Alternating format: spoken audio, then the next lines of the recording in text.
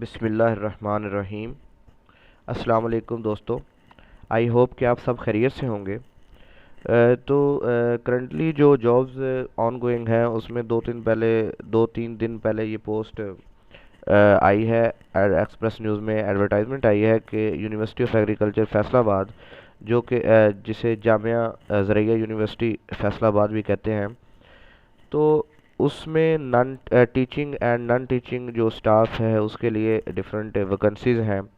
अब उसमें अगर देखें तो सबसे पहले जो है वो टीचिंग की वैकेंसीज़ को डिस्कस करना चाहूँगा, जिसमें प्रोफेसर नंबर वन पे प्रोफेसर BPS 21 जो स्केल होता है इसकी जॉब्स हैं फॉर फैसलाबाद कैंपस के लिए ऑन रेगुलर बेसिस हैं एंड टेम्परेरी भी हैं डिफरेंट डिपार्टमेंट्स में। तो फैसलाबाद कैंपस की बात करें तो डिपार्टमेंट जो है agriculture, resource economics, parasitology, clinical medicine, surgery, theriogenology, microbiology in the subject of poultry science, institute of animal and dairy sciences and zoology, wildlife and fisheries में वन वन जो वैकेंसी है वो है हर सब्जेक्ट के लिए। And on temporary base बात की जाए जो कि likely to become permanent basis, इसमें जो डिपार्टमेंट है वो एंटोमोलॉजी में एक वैकेंसी है, सॉइल एंड इन्वायरमेंटल साइंस में एक है, पैथोलॉजी में एक है एंड केमिस्ट्री में एक है। तो क्वालिफिकेशन जो प्रोफेसर की पोस्ट के लिए है वो PhD मस्ट है from HEC recognised institution and experience जो है वो 15 इयर्स टीचिंग एक्सपीरियंस और research experience in HEC recognised university or postgraduate institution or in professional experience or 10-year post PhD teaching or research experience in recognized university। and जो minimum number of publications हैं वो इसके लिए applicant must have 50 research publications with at least 5 publications in last 5 years in HEC recognized journals। अगर बात की जाए 2 number की तो उसमें जो पोस्ट है वो है एसोसिएट प्रोफेसर की, जो कि BPS 20 स्केल के होते हैं। उसमें जो फैसलाबाद कैंपस है उसके लिए ऑन रेगुलर बेसिस जो डिपार्टमेंट्स वैकेंसी कर रहे हैं उसमें एग्रीकल्चर एंड रिसोर्स इकोनॉमिक्स में 2 वैकेंसीज हैं, थिरियोलॉजी में 1 है, एपिडेमियोलॉजी एंड पब्लिक हेल्थ में 1 है, and in the subject of animal breeding and genetics institute of animal and dairy sciences में 1 है एंड बॉटनी में भी 1 वैकेंसी है। अगर टेम्परेरी बेस बात की जाए तो इसमें food engineering, energy system engineering and computer sciences में एक एक वैकेंसी है। UAF के जो सब कैंपस है बुरेवाला व्याहड़ी, उसमें जो टेम्परेरी बेस है इसी जो एसोसिएट प्रोफेसर इसकी टेम्परेरी बेस वैकेंसीज हैं, उसमें एग्रोनॉमी के लिए 1 वैकेंसी है, प्लांट पैथोलॉजी के लिए 1 वैकेंसी है और जो सॉइल साइंस 1 एंड हॉर्टिकल्चर में भी 1 वैकेंसी है। इसकी जो क्वालिफिकेशन है for the post of associate professor, इसमें PhD मस्ट है in the field in the relevant field from HEC and 10-year teaching experience and 10 publications with 4 at least publications in last 5 years in the HEC recognized journals। इसमें जो second number पे qualification है for the post of associate professor for engineering and computing sciences, इसमें minimum qualification PhD ही है, relevant subject and 7 years teaching research experience in a recognized institution and 10 years research publication with at least 4 publication in the last 5 years in HEC। Number 3 पे आते हैं assistant professor, जो कि 19 scale के होते हैं।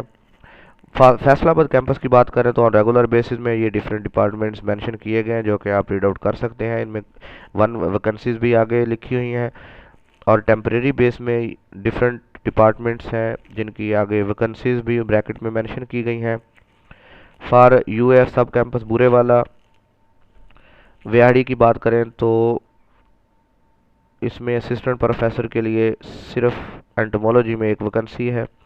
Temporary base जो है वो अगर सब कैंपस टोबाटेक्सन की बात करें उसमें टेम्परेरी बेस जो वैकेंसीज हैं वो पोल्ट्री साइंस में, केमिस्ट्री में, कंप्यूटर साइंस में है, उनके आगे ब्रैकेट में मेंशन की गई हैं। Qualification for the post of assistant professor की क्वालिफिकेशन के हवाले से बात करें तो इसमें पीएचडी होना ज़रूरी है in the relevant subject from HEC recognised university. No experience में कोई एक्सपीरियंस रिक्वायर नहीं है असिस्टेंट प्रोफेसर के लिए, सिर्फ पीएचडी होना ज़रूरी है। 4 नंबर पे लेक्चरर की बात करें जो कि 18 स्केल के होते हैं। इसमें फैसलाबाद जो मेन कैंपस है उसकी बात करें तो ऑन रेगुलर बेसिस ये डिफरेंट डिपार्टमेंट्स हैं उनके आगे जो सीट्स और वैकेंसीज हैं वो मेंशन की गई हैं जो कि आप रीड आउट कर सकते हैं। एंड ऑन टेम्परेरी बेस बात करें फैसलाबाद कैंपस ही की तो जो कि बाद में परमानेंट हो जाएंगी, उसमें डिपार्टमेंट ऑफ बायोकेमिस्ट्री में 1 वैकेंसी है। अब नेक्स्ट ऊपर आते हैं तो देखते हैं कि जो सब कैंपस बूरे वाला व्याड़ी है उसमें जो लेक्चरर की सीट्स हैं वो केमिस्ट्री के लिए सिर्फ 1 वैकेंसी है। इसकी क्वालिफिकेशन क्या होती है लेक्चरर की, इसके हवाले से डिस्कस करते हैं। तो जो क्वालिफिकेशन लेक्चरर के लिए होती है उसमें excluding engineering and computing sciences subject to the approval of chancellor first class MPhil और MSc honours are for 18 years after 18 years of education. जो आपको डिग्री मिलती है एमएससी ऑनर्स की या एमफिल की आफ्टर 18 ईयर्स एजुकेशन, तो ये रिक्वायरमेंट होती है लेक्चरशिप के लिए जो एचईसी रिकॉग्नाइज्ड यूनिवर्सिटी आपको देती है। इसमें आपके जो पूरा करियर है, होल करियर है, उसमें 3rd डिवीजन नहीं होना चाहिए आपने। एंड फर्दर मोर जो कैंडिडेट है 2nd डिवीजन हो सकता है degree, master degree but holding higher degree PhD could be considered. And number 2 पे चलते, सेकंड नंबर ऑप्शन जो है उसमें क्वालिफिकेशन जो है लेक्चर की इंजीनियरिंग के लिए और कंप्यूटिंग साइंसेज के लिए उसमें भी एमफिल और एमएससी ही मस्ट है आफ्टर 18 इयर्स एजुकेशन। अब नॉन टीचिंग स्टाफ की बात करें तो उसमें 2 रेगुलर एग्जेक्टिव इंजीनियर्स रिक्वायर हैं और सिविल इलेक्ट्रिकल जो कि 18 स्केल के होंगे। क्वालिफिकेशन उसकी है bachelor's degree at least 2nd division in the civil engineering from recognised university और an equivalent qualification with 7 years experience of professional work in the relevant field.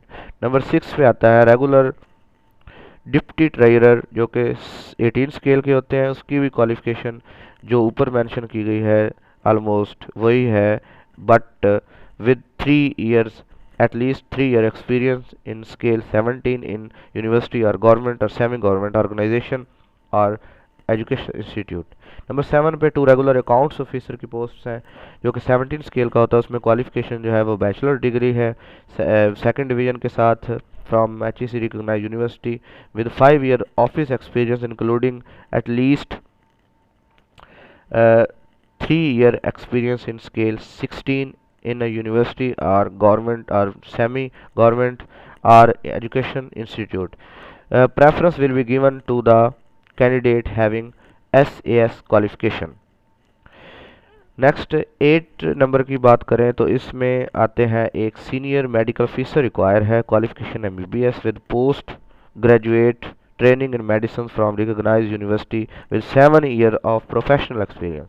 Number 9 पे 1 medical officer male BPS 17 require है जो कि qualification उसकी just MBBS with no experience.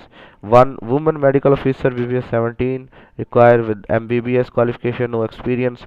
And general condition ये हैं कि अब आपने एक application are required on prescribed form in the quadruplicate 4 complete set जो कि quadruplicate mean 4 complete set of application for the post of professor and associate professor and 3 complete set of application for the post of assistant professor and lecturer and 1 copy of application is required, 1 plain paper along with complete biodata, CV for the post of executive officer, deputy treasurer, accounts officer, senior medical officer and women medical officer with attested copies of all certificates, degrees, testimonial, detained marks, certificates, experience certificates with species specific dates, publication, transcripts and bank draft जो है वो bank जो non refundable इसकी जो फी है वो amount to आपने जो अकाउंट है in the favour of treasurer university of agriculture Faisalabad के नेम आपने डिपॉजिट करवानी है। प्रोफेसर के लिए 3000 है, एसोसिएट प्रोफेसर के लिए 2500 है,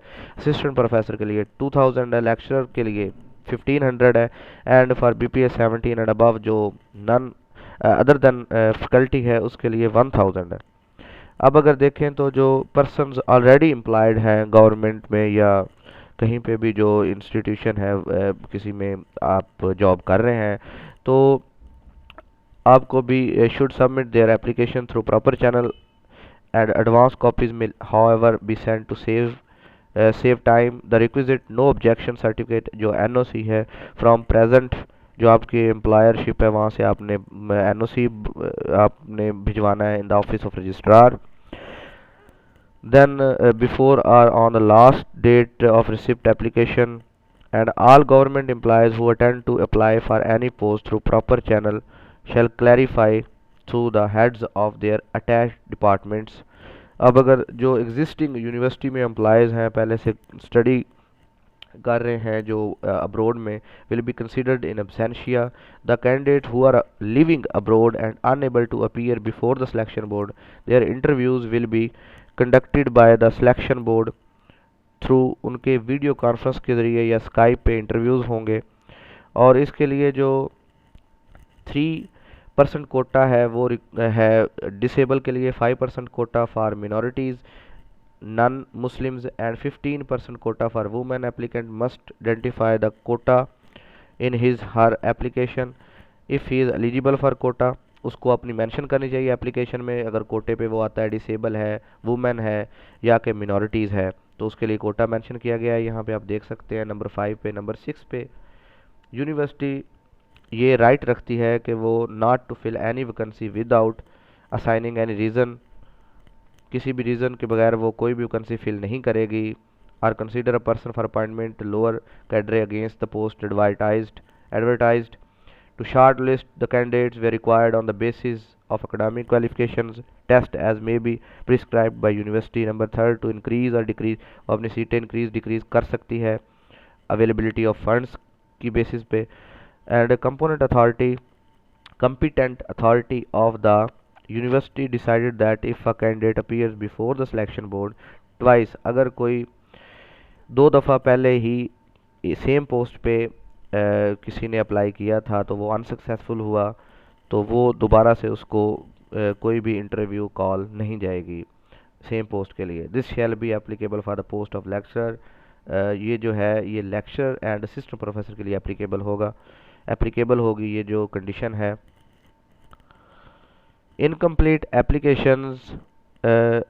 applications are those received after due date.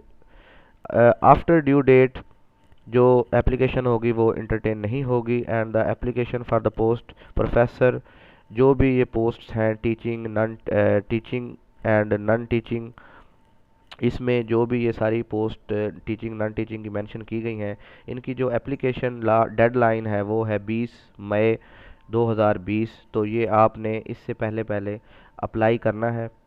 अगर आपको, आई होप कि ये वीडियो आपको बहुत अच्छी लगी होगी. एंड अगर आप पहले से ही मेरे चैनल के व्यूअर्स हैं तो आपका बहुत बहुत शुक्रिया. और अगर आपने अभी तक सब्सक्राइब और शेयर नहीं किया तो इसको सब्सक्राइब भी करें और अपने दोस्तों तक भी शेयर करें ताकि वो भी इससे फ़ायदा उठा सकें. Thank you so much.